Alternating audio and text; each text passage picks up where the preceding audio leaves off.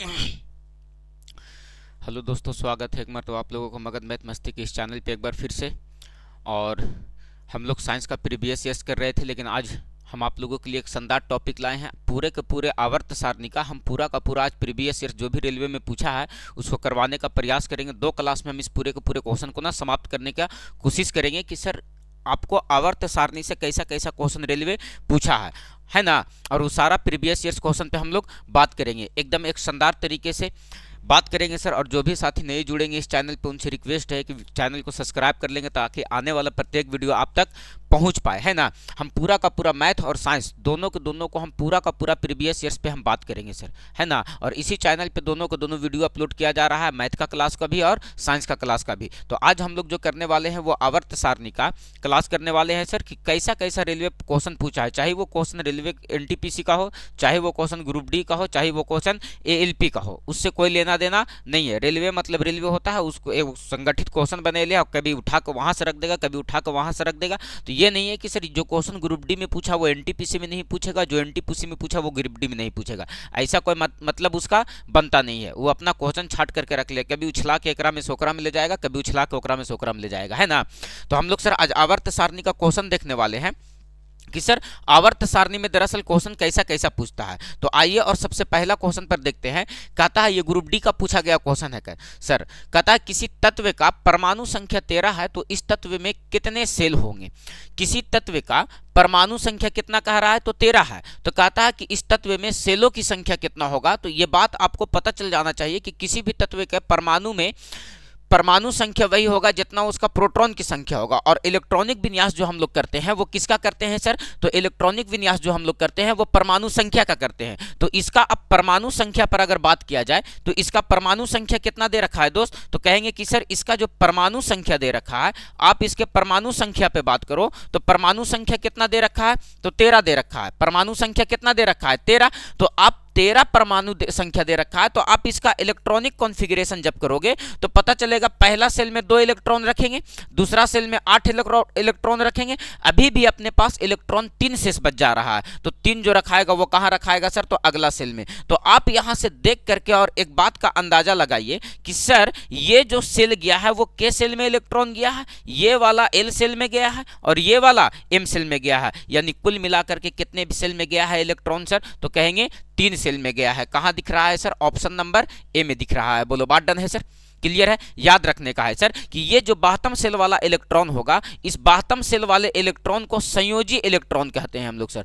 72 cell वाले electron को 72 cell वाले इलेक्ट्रॉन को 72 सेल वाले इलेक्ट्रॉन को हम लोग कौन सा इलेक्ट्रॉन कहते हैं, तो कहेंगे इसको संयोजी इलेक्ट्रॉन कहते हैं। कौन सा इलेक्ट्रॉन कहते हैं, संयोजी इलेक्ट्रॉन कहते हैं। और इस जो 72 सेल है ना, इसको संयोजी सेल भी कहा जाता है। इस सेल को हम लोग दूसरा नाम क्या देते हैं, तो संयोजी सेल। तो कभी कभी आपसे रेलवे यहां से भी क्वेश्चन को रिपीट करता है, ध्यान रखने का है सर। तो किसी भी परमाणु के इलेक्ट्रॉनिक विन्यास कर करके उसके परमाणु संख्या का इलेक्ट्रॉनिक विन्यास करके यह बात का पता लगाया जा सकता है कि इलेक्ट्रॉन कितने सेल में गया है। अब एक बात बताओ कि जब बात छिड़ी गई सर, तो यहां पर याद रखने का है सर कि जो सेल अपने पास होता है वो सेल कौन कौन सा होता है, तो कहेंगे के होता है, एल होता है, एम होता है, एन होता है। आपको पता होगा इसमें 2 इलेक्ट्रॉन रख सकते हैं, इसमें 8 इलेक्ट्रॉन रख सकते हैं, इसमें 18 इलेक्ट्रॉन रख सकते हैं और इसमें 32 इलेक्ट्रॉन रख सकते हैं। लेकिन अगर आपसे क्वेश्चन रिपीट किया कि किसी भी सेल में इलेक्ट्रॉन कितना होता है, तो कहेंगे किसी भी सेल में इलेक्ट्रॉनों की जो संख्या होती है वो कितना होती है सर, तो 2n²। क्वेश्चन आपको यहां से भी रिपीट करता है कि किसी भी सेल में अधिकतम इलेक्ट्रॉनों की संख्या कितना होती है, तो कहेंगे 2 होती है। अब जब बात छिड़ी गई है तो याद रखना कि ये जो सेल है सर, ये सेल जो है, ये आवर्त संख्या को दर्शाता है। किसको दर्शाता है सर, ये जो सेल है वो किसको दर्शाता है सर, तो सेलों की संख्या याद रखने का है। यहां से क्वेश्चन कई गो क्वेश्चन पूछ दिया है। इसी क्वेश्चनों को पलट के पूछा जा सकता था कि बताइए कि केमा आवर्त का तत्व है। किसी का परमाणु संख्या अगर 13 है तो बताइए इसमें आवर्त ये केमा का तत्व है। तो याद रखना है कि सेलों की संख्या आवर्त संख्या को दर्शाता है। किस संख्या को दर्शाता है सर, तो आवर्त संख्या को बताता है। सेलों की संख्या आवर्त संख्या को दर्शाता है। इस बात को याद रखना कि जितना सेल में इलेक्ट्रॉन जाएगा उसमें आवर्त की संख्या उसका उतना ही होगा। जैसे एल्युमिनियम का ये 13 होता है सर, एल्युमिनियम का परमाणु संख्या कितना होता है 13। तो आपको पता होगा कि एल्युमिनियम जो है आवर्त सारणी के तीसरा आवर्त का तत्व है। केमा आवर्त का तत्व है तीसरा, क्योंकि इसका इलेक्ट्रॉनिक कॉन्फ़िगरेशन किया तो इलेक्ट्रॉन कितने आवर्त में, कितने सेल में गया सर, तो 3 सेल में। तो इसीलिए इसके आवर्तों की भी संख्या कितना हो जाएगी सर, तो 3 हो जाएगी। बताइए इसका करेक्ट आंसर क्या लग गया, तो कहेंगे कि सर ए। और ये ग्रुप डी का पूछा गया एक शानदार सा क्वेश्चन था आपके पास। चला जाए नेक्स्ट क्वेश्चन पर, और ये रहा आपके सामने अगला क्वेश्चन। कहता है सर, ये भी जेई का पूछा गया 2015 में क्वेश्चन है। ध्यान रखना है सर कि क्वेश्चन क्या कह रहा। कहता निम्नलिखित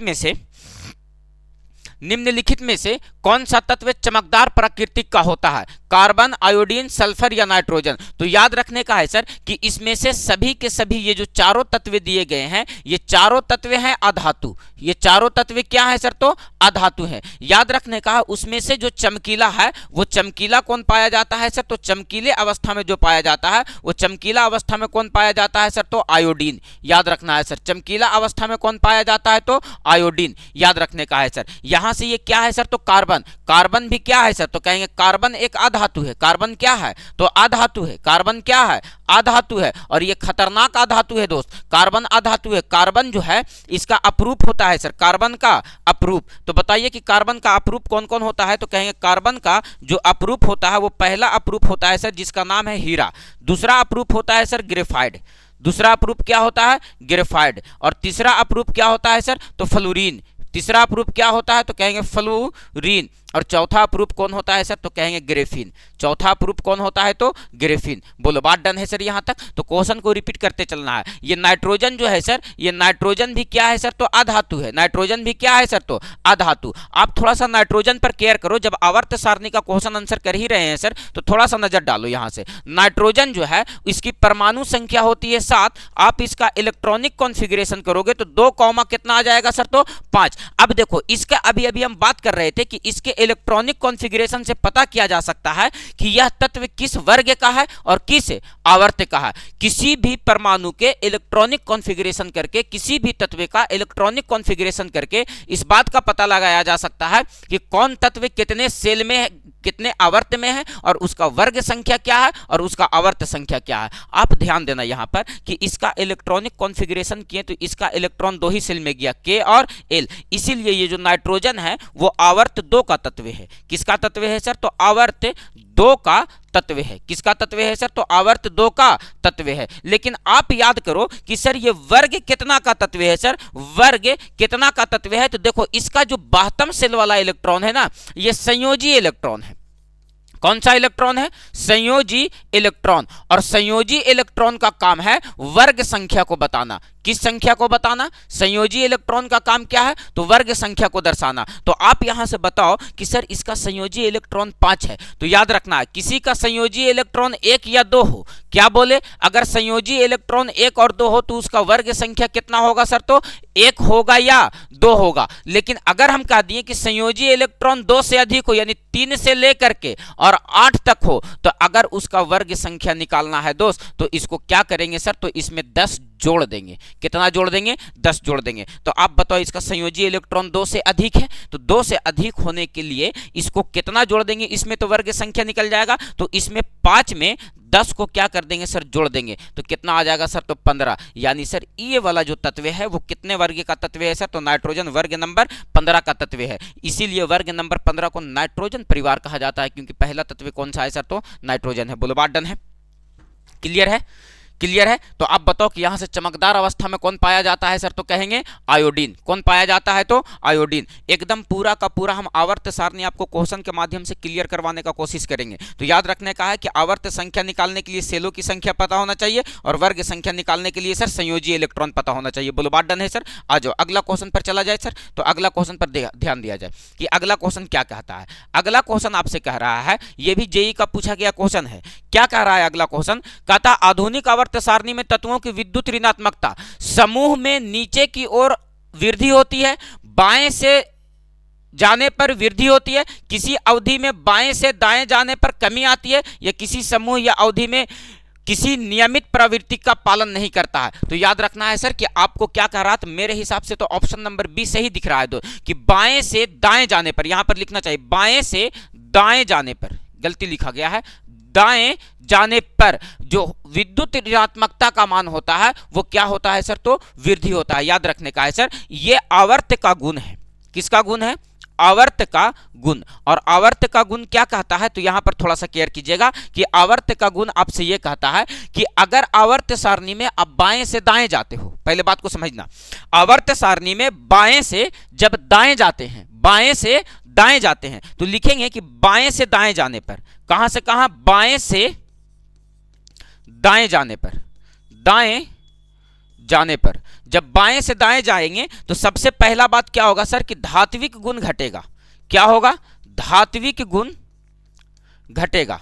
धात्विक गुण क्या होगा, घटेगा। जब बाएं से दाएं जाएंगे तो अधात्विक गुण बढ़ेगा, अधात्विक गुण बढ़ेगा। याद रखने का है, अधात्विक गुण क्या होगा, बढ़ेगा। जब बाएं से दाएं जाएंगे तो धात्विक गुण घटेगा, यानी विद्युत धनात्मकता का मान घटेगा, विद्युत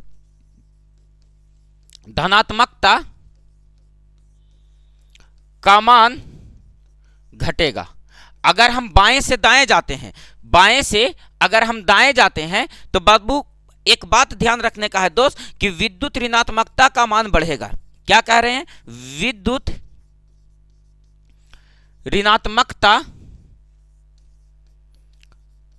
का मान बढ़ेगा। अभी और भी इसका गुण में देख लो, बाएं से दाएं जाएंगे, बाएं से दाएं जाएंगे तो परमाणु आकार, कौन सा आकार की बात कर रहे हैं, परमाणु का आकार, परमाणु का आकार क्या होगा सर, तो घटेगा। अगर हम बाएं से दाएं जाते हैं, बाएं से दाएं जाते हैं तो परमाणु त्रिज्या, परमाणु त्रिज्या, परमाणु त्रिज्या क्या होगा सर, तो घटेगा। अगर हम बाएं से दाएं जाते हैं, अगर हम बाएं से दाएं जाते हैं तो हम क्या कहेंगे सर, कि अगर हम बाएं से दाएं जाते हैं तो अम्लीय गुण, अम्लीय गुण, अम्लीय गुण क्या होगा सर, तो बढ़ेगा। अम्लीय गुण क्या होगा, बढ़ेगा। अगर हम बाएं से दाएं जाते हैं तो क्षारीय गुण, क्षारीय गुण क्या होगा सर, तो घटेगा। अगर हम बाएं से दाएं जाते हैं तो संयोजकता का मान, किसका मान, संयोजकता का मान, संयोजकता का मान 1 से 4 तक बढ़ता है, 1 से 4 तक बढ़ता है और फिर घट जाता है, और घट जाता है।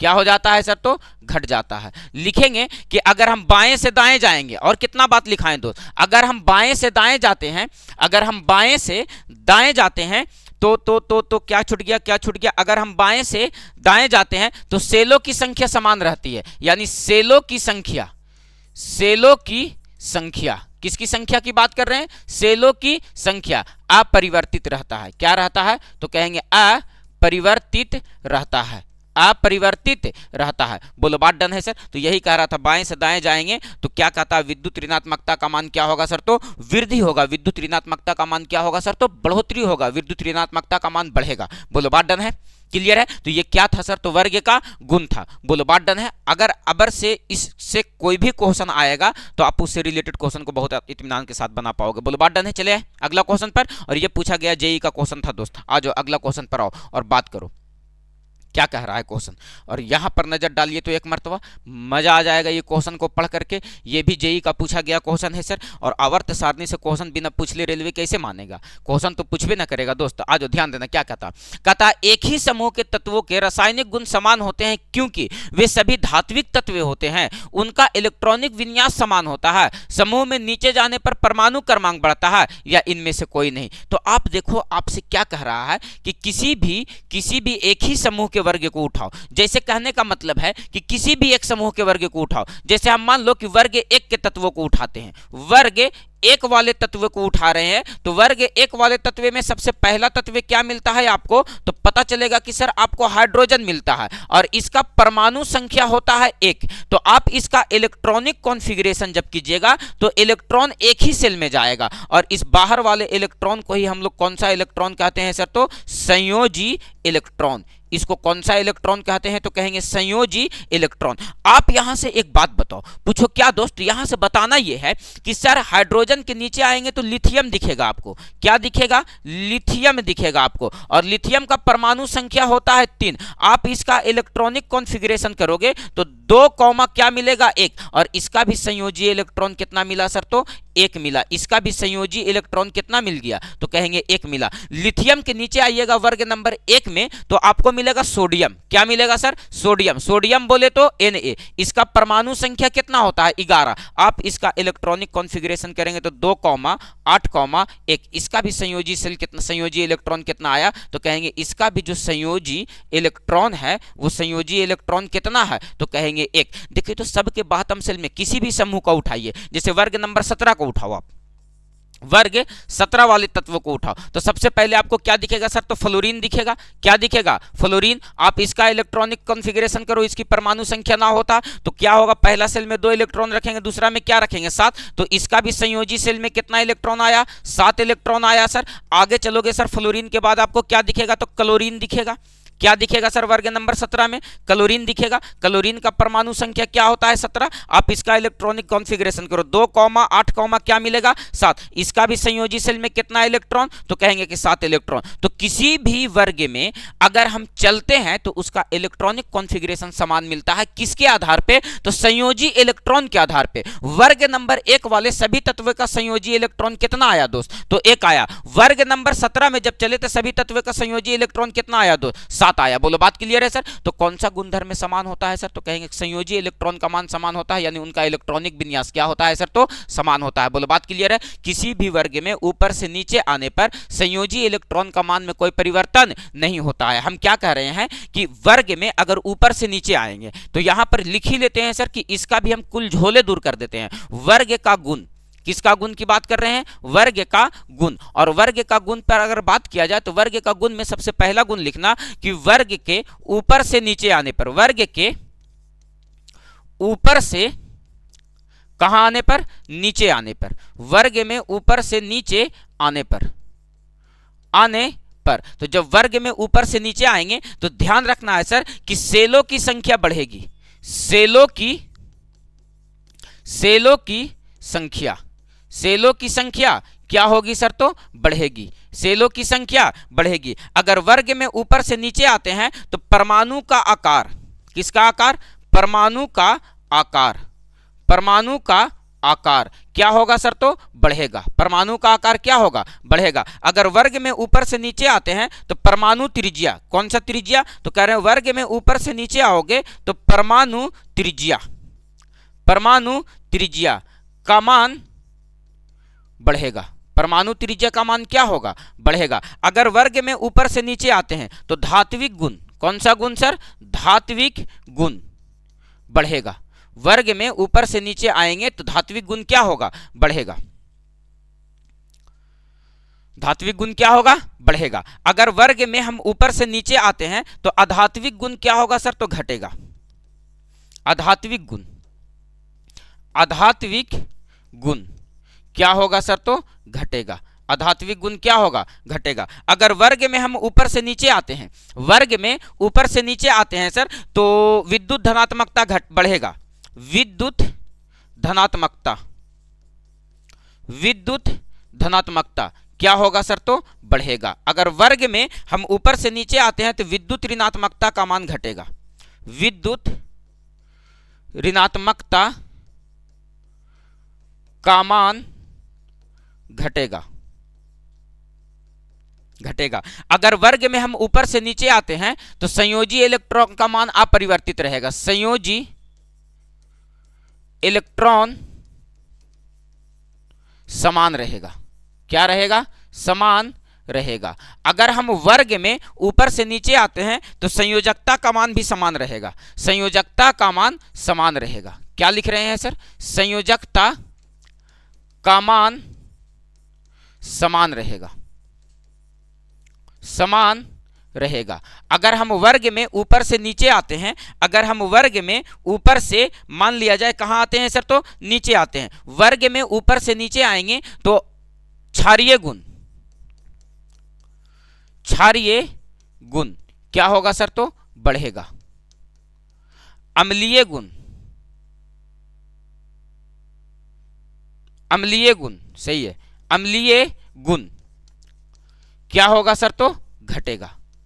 अम्लीय गुण क्या होगा? घटेगा। ये किसका गुण था सर? तो वर्ग के गुण था। और यहीं से आपको एक क्वेश्चन ये दागे हुआ था सर। क्या कह रहा था आपसे कि उनका इलेक्ट्रॉनिक विन्यास क्या होता है सर? समान होता है। यानी सर ऊपर से नीचे आएंगे तो उसका संयोजी इलेक्ट्रॉन का मान क्या रहेगा सर? तो समान रहेगा। यानी कुल मिलाकर के बात ये है कि उसका इलेक्ट्रॉनिक विन्यास क्या रहेगा सर? तो समान रहेगा। बोलो बात डन है सर?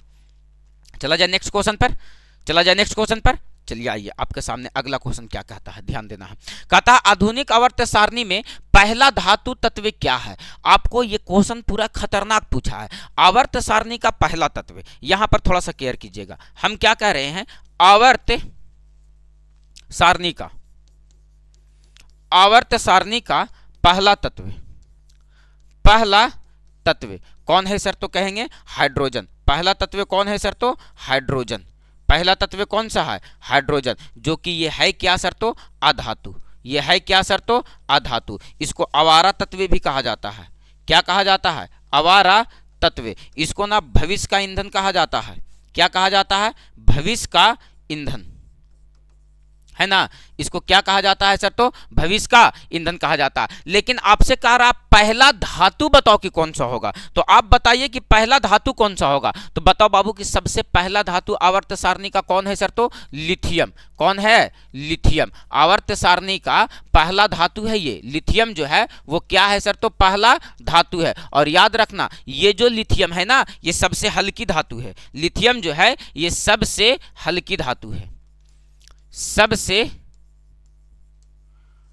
हल्की धातु है। कौन सर? तो लिथियम। लिथियम को याद रखने का है कि यह सबसे हल्की धातु है सर। आवर्त सारणी का सबसे पहला धातु है। आजकल ये बहुत डिमांड में चल रहा है सर। क्या सर? तो वाहनों के बैटरी बनाने में। क्या बनाने में? वाहनों के बैटरी बनाने में आजकल ये पूरा क्रेज में चल रहा है सर। वाहनों के बैटरी बनाने में जितना इलेक्ट्रिक व्हीकल आ रहा है सबके सब किसको जरूरत है सर? तो सबको लिथियम की आवश्यकता है। बोलो बात डन है? चला जाए अगला क्वेश्चन पर, बात किया जाए सर। चलो आ जाइए अगला क्वेश्चन, हीलियम। थोड़ा सा बात कर लिया जाए सर। ये क्या है सर? तो हीलियम, है ना। ये सबसे हल्की अक्रिय गैस है, सबसे हल्की अक्रिय गैस, सबसे हल्की अक्रिय गैस, अक्रिय गैस। बताओ कि सबसे हल्की अक्रिय गैस कौन सा है सर? तो हीलियम है। याद रखना सर कि हीलियम के बाह सेल में, बाह सेल में, बाह सेल में 2 इलेक्ट्रॉन ही होते हैं। कितना इलेक्ट्रॉन होते हैं? 2 इलेक्ट्रॉन होते हैं। जबकि जितने भी अक्रिय तत्व आपको दिखेगा उस सभी के बाह्यतम सेल में कितना इलेक्ट्रॉन होगा सर? तो 8 इलेक्ट्रॉन होगा। लेकिन अपवाद उसका कौन है? तो हीलियम। हीलियम अक्रिय तत्व होने के बावजूद भी इसके बाह्यतम सेल में कितना इलेक्ट्रॉन है सर? तो 2 इलेक्ट्रॉन है। हाइड्रोजन और हीलियम 2 तत्व ऐसे हैं जो चाहते हैं कि हम डुएट पूरा करें। बाकी जितने भी तत्व आवर्त सारणी में दिखता है वो सभी तत्व ये चाहता है कि हम अष्टक पूरा करेंगे। बोलो बात डन है सर? चला जाए अगला क्वेश्चन पर। तो ये रहा आपके सामने नेक्स्ट क्वेश्चन। क्या कह रहा है सर अगला क्वेश्चन? केयर करना, क्या कह रहा है अगला क्वेश्चन?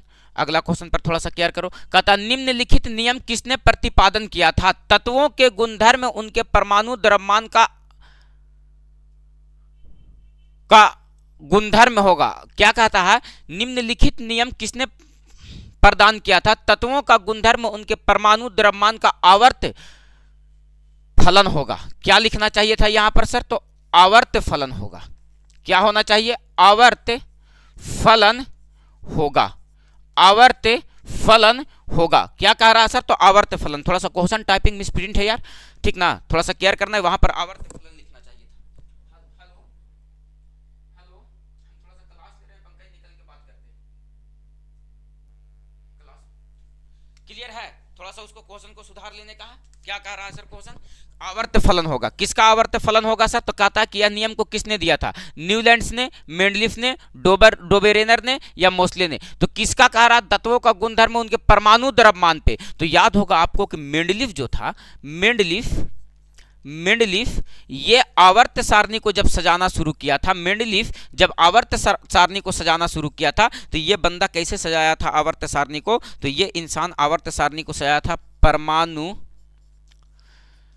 द्रव्यमान के अनुसार, परमाणु द्रव्यमान के अनुसार, परमाणु द्रव्यमान के अनुसार सजाया था। और साथ साथ इन्होंने क्या कहा था कि इसका जो भौतिक और रासायनिक गुणधर्म होगा वो बढ़ते परमाणु द्रव्यमान के अनुसार होगा। यानी सर ये जो किया था, यानी भौतिक और रासायनिक गुण की व्याख्या जो किया था, भौतिक और रासायनिक गुण, भौतिक और रासायनिक गुण की व्याख्या बढ़ते परमाणु द्रव्यमान के अनुसार होगा, बढ़ते परमाणु द्रव्यमान के अनुसार होगा। यानी सर इसका करेक्ट आंसर क्या लग जाएगा सर? तो मेंडलीफ। बताओ बाबू, मेंडलीफ को आवर्त सारणी का पिता कहा जाता है। इसको आवर्त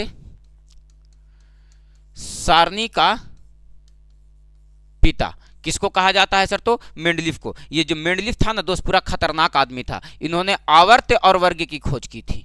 आवर्त और किसका खोज किया था सर? तो वर्ग की खोज की थी। आवर्त और वर्ग की खोज की किसने सर? तो मेंडलीफ ने। इसीलिए इसको आवर्त सारणी का क्या कहा जाता है सर? तो पिता। जिस समय आवर्त सारणी मेंडलीफ सजा रहा था उस समय आवर्तों की संख्या 7 थी और वर्गों की संख्या कितना थी? तो 8 थी। इसके समय ज्ञात तत्वों की संख्या कितना था सर? तो 63। इसके समय ज्ञात तत्वों की संख्या कितना रहा था सर? तो 63। बोलो, बात क्लियर है सर? आप न्यूलैंड्स को जान रहे होंगे सर, अष्टक का नियम दिया। न्यूलैंड्स ने किसका नियम दिया था? अष्टक का नियम, अष्टक का नियम। और इसमें तत्वों को 8 तत्वों का समूह बनाया था। कितने तत्वों का समूह बनाया? 8 तत्वों का समूह बनाया। 8 तत्वों का समूह बनाया।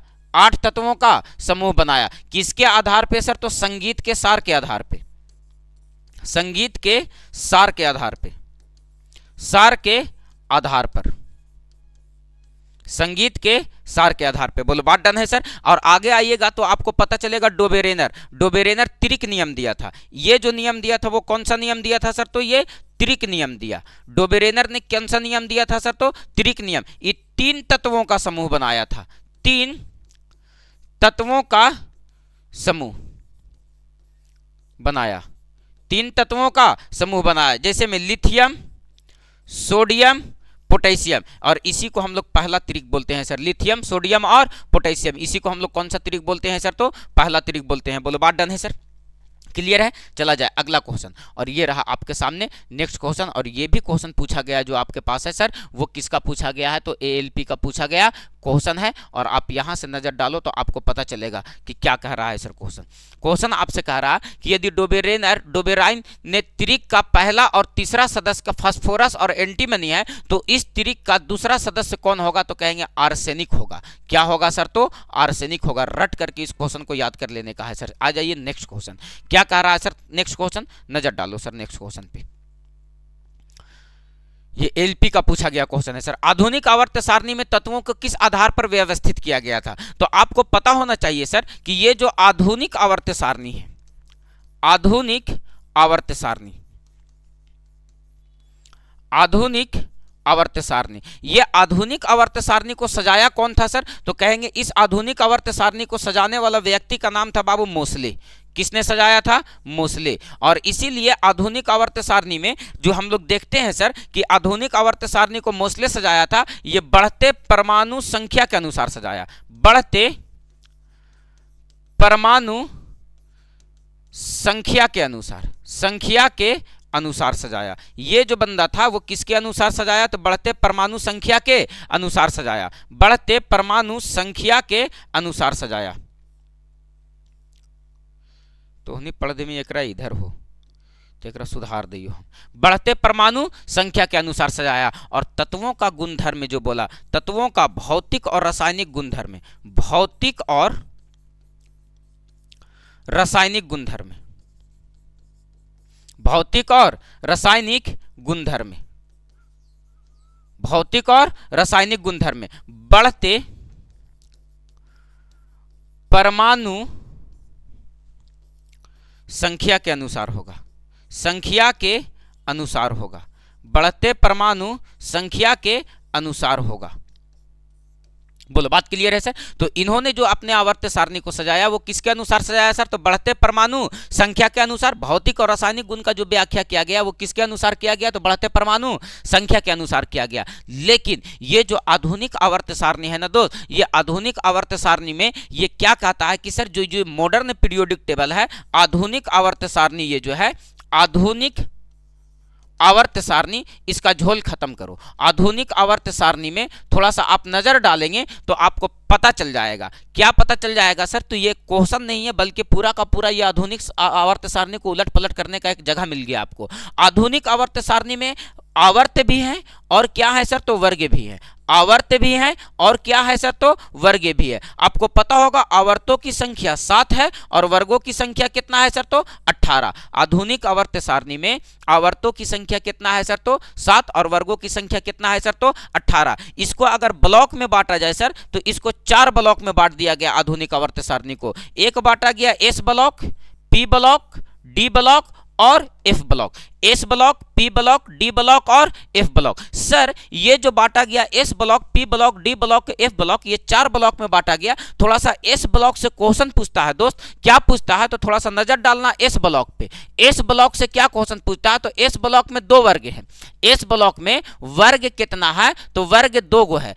पहला वर्ग और कौन सा वर्ग है सर? तो दूसरा वर्ग। पहला वर्ग में तत्वों की संख्या 7 है और दूसरा वर्ग में तत्वों की संख्या 6 है। पहला वर्ग वाले वर्ग को क्षारीय धातु कहते हैं। कौन सा धातु कहते हैं? क्षारीय धातु। कौन सा धातु कहेंगे? क्षारीय धातु। और वर्ग नंबर 2 वाले को क्या कहेंगे सर? तो क्षारीय मृदा धातु।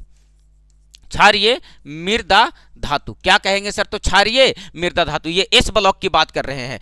एस ब्लॉक की बात कर रहे हैं। एस ब्लॉक के बाद कौन सा ब्लॉक आता है सर? तो पी ब्लॉक। एस ब्लॉक के बाद कौन सा ब्लॉक आता है? P block. एस ब्लॉक में के बाद कौन सा ब्लॉक पर नजर डालना थोड़ा सा दोस्तों? तो पी ब्लॉक पे। और पी ब्लॉक जो है वो कहां से कहां तक है सर? तो वर्ग नंबर 13 से लेकर के वर्ग नंबर 18 तक है। कहां तक है सर? तो वर्ग नंबर 13 से लेकर के वर्ग नंबर 18 तक है। और इस वाले वर्ग को शून्य वर्ग कहा जाता है। इस वाले वर्ग को क्या कहा जाता है सर? तो शून्य वर्ग। इस वाले 18 वाले वर्ग में सभी तत्वों का संयोजी इलेक्ट्रॉन, सभी तत्वों का संयोजी इलेक्ट्रॉन, संयोजी इलेक्ट्रॉन, संयोजी इलेक्ट्रॉन 8 होता है। कितना होता है सर? तो 8 होता है। लेकिन इसका एक अपवाद है। वो अपवाद कौन सा है? तो उस अपवाद पे नजर डालिएगा तो आपको पता चलेगा कि सर इसका एक अपवाद है। वो अपवाद कौन सा है सर? तो हीलियम। वो अपवाद कौन सा है? हीलियम। हीलियम के बाह्य शेल में कितना इलेक्ट्रॉन होता है सर? तो 2 इलेक्ट्रॉन। बाकी जितने भी तत्व दिखते हैं वो सभी तत्वों के बाह्य शेल में कितना इलेक्ट्रॉन होता है सर? तो कितना इलेक्ट्रॉन होता है सर? तो 8 इलेक्ट्रॉन होता है। बोलो बात डन है सर? क्लियर है? तो हम आपसे क्या कह रहा था क्वेश्चन कि आधुनिक आवर्त सारणी में तत्वों के किस आधार पर व्यवस्थित किया गया है? तो आधुनिक आवर्त सारणी को बढ़ते परमाणु संख्या के अनुसार सजाया गया है। बढ़ते हुए परमाणु द्रव्यमान संख्या के अनुसार, बढ़ते परमाणु संख्या में वृद्धि के अनुसार, बढ़ते परमाणु संख्या में वृद्धि के अनुसार। बोलो बात डन है सर? क्लियर है सर? और ये क्वेश्चन किसका पूछा गया था सर? तो एएलपी का पूछा गया क्वेश्चन है। क्लियर है? डन है? चला जाए अगला क्वेश्चन क्या कह रहा है। नेक्स्ट क्वेश्चन पर बात किया जाए तो देखिए आपको नेक्स्ट क्वेश्चन आपको यहां दिख रहा है सर, और ये भी एएलपी का पूछा गया क्वेश्चन है। आप बताओ कि इसका करेक्ट आंसर क्या लगाओगे। कहता है 4 तत्व की परमाणु संख्याएं 9, 15, 17 और 18 निम्न में से किन 2 तत्वों का रासायनिक गुण समान है? क्वेश्चन सही है सर। निम्न में से कौन 2 तत्वों का रासायनिक गुण समान है? तो आपको यहां पर दिख रहा होगा एक ऑप्शन फ्लोरीन और एक ऑप्शन दिख रहा होगा क्लोरीन, और ये दोनों के दोनों वर्ग नंबर 17 का तत्व है। किसका तत्व है सर? तो वर्ग नंबर 17 का तत्व है। कैसे सर? तो आप सबसे पहले उठाओ फ्लोरीन, और फ्लोरीन का कितना दिया गया है परमाणु संख्या? तो कहेंगे 9। आप इसका इलेक्ट्रॉनिक कॉन्फ़िगरेशन करोगे दोस्त तो मिलेगा 2,7। बोलो बात क्लियर है सर? आप आ जाओ और क्लोरीन का इलेक्ट्रॉनिक विन्यास करो। तो क्लोरीन का परमाणु संख्या दे रखा है 17, आप इसका इलेक्ट्रॉनिक कॉन्फ़िगरेशन करोगे तो 2,8,7 निकलेगा। बोलो बात डन है सर? इसका भी बाहतम सेल में 7 इलेक्ट्रॉन और इसके भी बाहतम सेल में 7 इलेक्ट्रॉन। लेकिन आप अगर बात करते हो किस पर, तो बात करते हो सर किस पर, फास्फोरस पे। तो अब फास्फोरस का परमाणु संख्या दे रखा है 15, आप इसका इलेक्ट्रॉनिक कॉन्फ़िगरेशन करो 2,8,5। इसके संयोजी सेल में कितना इलेक्ट्रॉन आया, 5 इलेक्ट्रॉन आया। आप आर्गन पर बात करो, तो आर्गन पर बात करोगे सर तो परमाणु संख्या दे रखा है 18, आप इसका इलेक्ट्रॉनिक कॉन्फ़िगरेशन करो तो क्या करोगे 2,8,8। इसके बातम सेल में कितना इलेक्ट्रॉन, 8 इलेक्ट्रॉन। इसके बातम सेल में कितना इलेक्ट्रॉन, 5 इलेक्ट्रॉन। इसके बातम सेल में कितना इलेक्ट्रॉन, 7। और इसके भी बातम सेल में कितना इलेक्ट्रॉन, 7। यानी सर सही कॉम्बिनेशन जो दिख रहा है वो किसका दिख रहा है, फ्लोरीन और क्लोरीन का। कहां दिख रहा है सर, तो फ्लोरीन और क्लोरीन, ऑप्शन नंबर ए में। यानी यही दोनों तत्वों का गुणधर्म में समान है। कौन सा गुणधर्म में समान है, तो संयोजी इलेक्ट्रॉन समान है सर। कौन सा इलेक्ट्रॉन समान है, संयोजी इलेक्ट्रॉन समान है। और ये दोनों के दोनों जो है वर्ग 17 के तत्व हैं। किसके तत्व हैं सर, तो वर्ग 17 के तत्व हैं। जो ये है वर्ग 17 को तत्व है। कौन कौन सर, तो आपको एक मिल गया फ्लोरीन, क्लोरीन, ब्रोमीन, आयोडीन, ये है ना, अस्टैटिन है ना, ये सब के सब किस वाले वर्ग का तत्व है सर, तो वर्ग नंबर 17 का तत्व है। इसको हाइलोजन समूह कहा जाता है या हाइलाइड समूह। हाइलोजन समूह, कौन सा समूह कहेंगे सर, तो हाइलोजन समूह या हाइलाइड भी कहते हैं इसको। क्या कहते हैं सर, तो हाइलाइड, क्योंकि ये धातु के साथ अभिक्रिया कर, धातु से इस वाले वर्ग के जितने भी तत्व हैं धातु से अभिक्रिया कर, धातु से अभिक्रिया कर क्या बनाता है सर, तो नमक बनाता है। क्या बनाता है, नमक बनाता है। बोलो बात डन है। धातु से अभिक्रिया करके क्या बनाता है, तो नमक बनाता है, इसीलिए इसको हम लोग हाइलोजन समूह कहते हैं। डन है। आइए आपके पास अगला क्वेश्चन है, और क्या कह रहा है सर नेक्स्ट क्वेश्चन, उस पर नजर डालो एक बार तो पता चल जाएगा कि सर नेक्स्ट क्वेश्चन क्या कह रहा है। आइए और अगला क्वेश्चन कहता है निम्नलिखित में से कौन सा डोबेरेनर त्रिक का तीसरा सदस्य है जिसमें से लिथियम और सोडियम भी शामिल है। तो आपको पता होगा कि जो त्रिक नियम दिया गया था, त्रिक नियम जो दिया गया था वो त्रिक नियम किसके द्वारा दिया गया था सर, तो डोबेरेनर के द्वारा। किसके द्वारा, डोबेरेनर द्वारा। डोबेरेनर द्वारा दिया गया था। जो त्रिक का नियम दिया गया था वो डोबेरेनर द्वारा दिया गया था। लेकिन आपको इसमें से सबसे पहला त्रिक जो था, पहला त्रिक वो क्या था सर, तो कहेंगे पहला त्रिक था वो क्या था, तो कहेंगे लिथियम, सोडियम और पोटेशियम। Lithium, sodium, potassium. दूसरा जो त्रिक था वो था क्लोरीन, ब्रोमीन, कैल्शियम, अस्ट्रांसियम और बेरियम। क्या था सर, कैल्शियम, कैल्शियम, अस्ट्रांसियम और क्या था सर, तो बेरियम। और तीसरा जो त्रिक था वो क्या था सर, क्लोरीन, ब्रोमीन और आयोडीन। तो आपसे क्या कह रहा है कि उस तत्व का नाम, उस त्रिक का नाम बताए जिसमें लिथियम है और सोडियम है। तो लिथियम है, सोडियम है और इसके बाद कौन होगा सर, तो पोटेशियम। कहाँ दिया गया है, ऑप्शन नंबर ए में। बोलो बात क्लियर है सर। ये तीन तीन तत्वों का समूह बनाया था, इसीलिए इस नियम को हम लोग त्रिक का नियम कहते हैं। और तीन त्रिक खोज पाया था। पहला त्रिक कौन था सर, तो लिथियम, सोडियम और पोटेशियम। दूसरा कैल्शियम, अस्ट्रांसियम और बेरियम। क्लोरीन, ब्रोमीन और आयोडीन था। बोलो बात डन है सर, क्लियर है। चला जाए अगला, अगला क्वेश्चन पर, और ये रहा आपके सामने नेक्स्ट क्वेश्चन। कहता है इनमें से कौन सी नोबेल गैस नहीं है। नोबेल गैस किसको कहते हैं सर, जो वर्ग नंबर 18 में है। नोबेल गैस किसको कहते हैं, जो वर्ग कहाँ है सर, 18 का तत्व है। जो वर्ग 18 का तत्व है उसको उत्कृष्ट गैस, उत्कृष्ट या निष्क्रिय या अक्रिय या अस्थाई तत्व क्या कहते हैं सर, तो अस्थाई तत्व कहा जाता है ना। तो आपसे कह रहा कौन नहीं है सर, तो रेडॉन भी है, क्रिप्टन भी है, जेनॉन भी है। हाइड्रोजन वर्ग नंबर 1 18 का तत्व नहीं है सर। हाइड्रोजन तो वर्ग 1 का तत्व है, वर्ग 1 का तत्व है, वर्ग 1 का तत्व है। याद रखना है सर कि हाइड्रोजन का जो इलेक्ट्रॉनिक विन्यास होता है ये अधातु होने के बावजूद भी इसका इलेक्ट्रॉनिक विन्यास धातु की तरह होता है सर। साथ साथ किस धातु की तरह होता है सर, तो क्षारीय धातु की तरह होता है। तो लिख लेंगे हाइड्रोजन का इलेक्ट्रॉनिक विन्यास, इलेक्ट्रॉनिक विन्यास, हाइड्रोजन का इलेक्ट्रॉनिक विन्यास क्षारीय धातु की तरह होता है, क्षारीय धातु की तरह होता है। हाइड्रोजन का जो इलेक्ट्रॉनिक विन्यास होता है उसका कैसा होता है सर, तो धातु ये क्या बोलते हैं सर, क्षारीय धातु की तरह होता है। क्या कि वर्ग नंबर 1 वाले को अभी पीछे बता करके आए कि कौन सा धातु कहते हैं, तो क्षारीय धातु कहा जाता है। क्लियर है सर। आइए और अगला क्वेश्चन आपके पास है, निम्नलिखित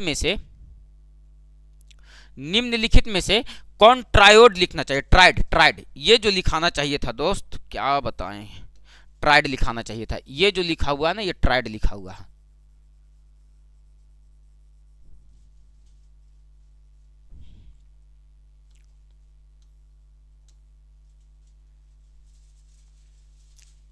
ये जो लिखा हुआ है वो क्या लिखा गया है, ट्राइड।